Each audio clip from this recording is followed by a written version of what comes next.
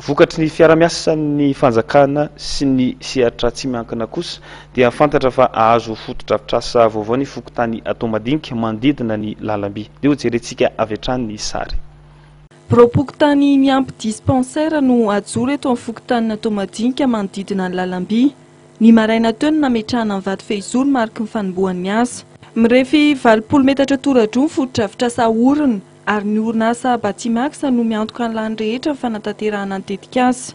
Efa elan'ny jalina ty fokontany Antohomadinika gara manodidina ny gara izay tsy nanana fokontany izy fa trano no nindramina nanaovana fokontany hatramin'izay. Dia fanambiny matoa lehibe ny fokontany teto efa taona maro zay ny hoe anangana fokontany eto.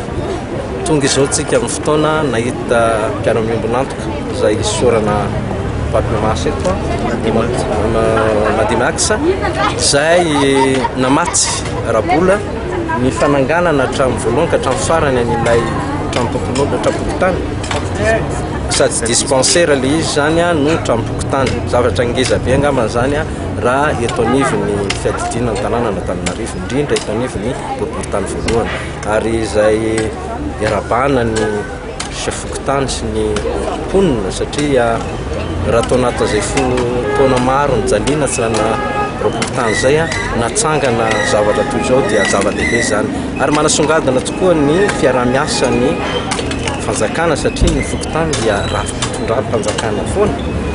Ny fiaraha-miasan'ny fokontany amin'ny tsy miankina zava-dehibe zany ary vita amin'izao zany fa mandray andraikitra ireo mpiarabelona amin'ny fanasoavana ny mpiarabelona rehetra eto amin'ny fokontany. Ny mponina eto aminay zao dia any amin'ny 740. Izany hoe ny kely sy ny lehibe. Toko ary zao zavatra zao natao dia tena atao hoe betsaka ny mpironga majinika.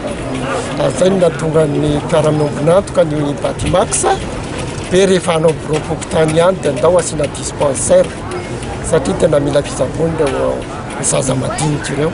Aritra 2 volana fantanterahana ny tetika asa, izany hoe any amin'ny volana Jolay no vita ny fokontany sy ny dispensaire vaovao eto amin'ny fokontany Antohomadinika lalamby.